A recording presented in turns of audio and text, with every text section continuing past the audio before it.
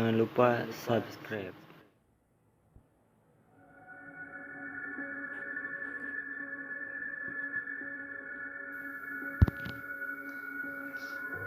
Assalamualaikum warahmatullahi wabarakatuh. Selamat malam buat kalian yang melihat atau mendengarkan video di channel ini.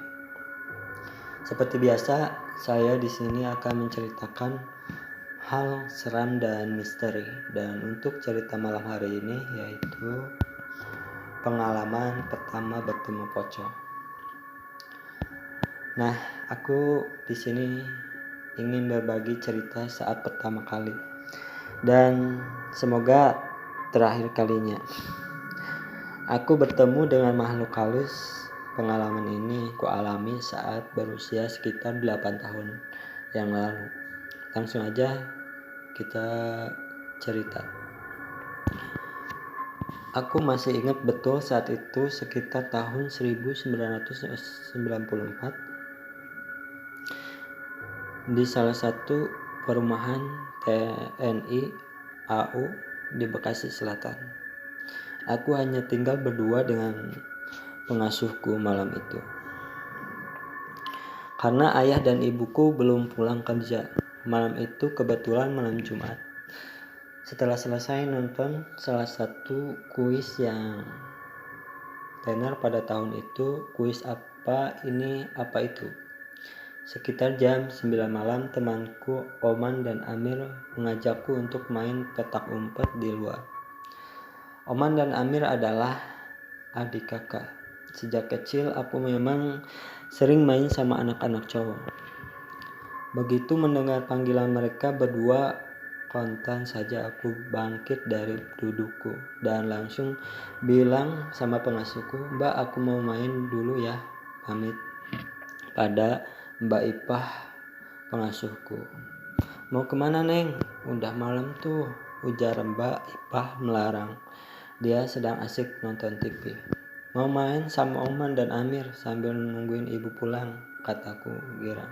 "Ih, jangan main di luar, udah malam Neng. Ini kan malam Jumat, ntar ada setan loh," kata Mbak Ipah menakut-nakutiku. Tapi dasar anak kecil, bukannya nurut malah nantang. Dan soknya saat itu dengan lantang aku bilang sama Mbak Ipah, "Mana ada setan, aku nggak takut sama setan," kataku sombong lantas berlari keluar rumah tanpa menghiraukan panggilan Mbak Ipah dari dalam. Singkat cerita, 1 jam pun berlalu. Aku, Oman dan Amir dengan lancar dan tanpa ada rasa takut masih asik main petak umpet di luar. Rumahku itu ada tempat di pojok komplek dan samping kiri rumahku itu jalannya menurun. Nah, di samping jalan itu ada kebun dan sumur kecil yang biasa dipakai warga kampung untuk mandi dan buang hajat. Juga ada 5 buah makam, 3 makam orang dewasa dan 2 makam anak kecil. Kebun itu adalah pembatas antara jalan komplek dan jalan kampung.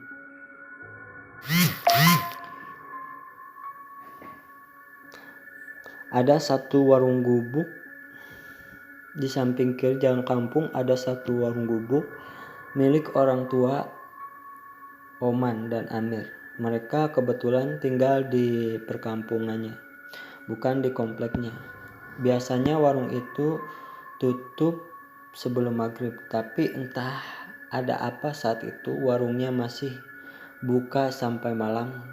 Kakaknya sibuk di dalam warung, sedangkan aku bersama Oman dan Amir bermain petak umpet di luar. Catatan, kebun, sumur, dan kuburan yang membatasi jalan komplek dan jalan kampung memang sudah terkena banyak penampakan, dan yang paling santer adalah penampakan perempuan berbaju merah. Saat itu aku mendapat giliran jaga tiang. Tiangnya itu ada di depan warung dan aku juga membelakangi kebun, sumur, dan kuburan. Aku pun berhitung sementara 2 temanku mencari tempat untuk bersembunyi. 1, 2, 3, sampai 10. Teriakku kencang sambil menutup wajahku ke tiang yang kami jadikan sasaran permainan. Jangan ngintip loh, ngintip dosa, jerit Oman entah di mana. Buruan dong ngumpetnya, balasku masih dalam posisi menutup mata di tiang.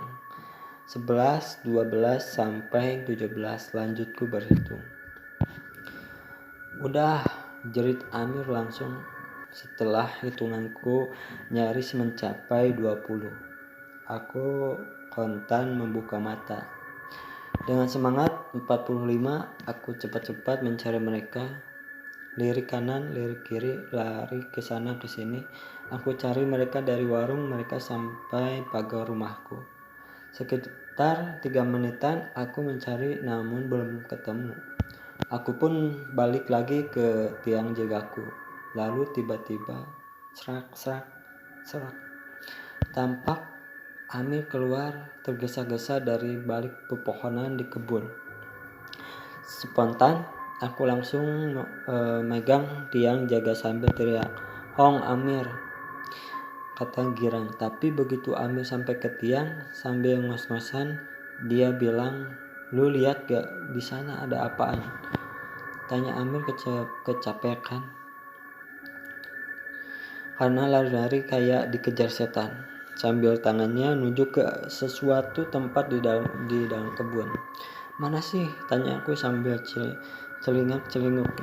"Itu tuh," Amir menunjukkan ke satu arah di depan kebun yang di sumur itu. "Apa sih? Lu lihat enggak?" kata lagi ketakutan sambil nunjuk dengan jelas ke arah sumur kecil gak jauh dari tempat itu. "Itu apaan sih, Mir?" tanyaku lagi sambil terus memperhatikan arah jari telunjuk Amir. Kontan begitu jari telunjuk Amir menunjuk jelas ke satu titik, aku pun sadar dan melihat apa yang Amir lihat di sana. Tepat di depan sumur yang ditutup karung-karung bekas besar,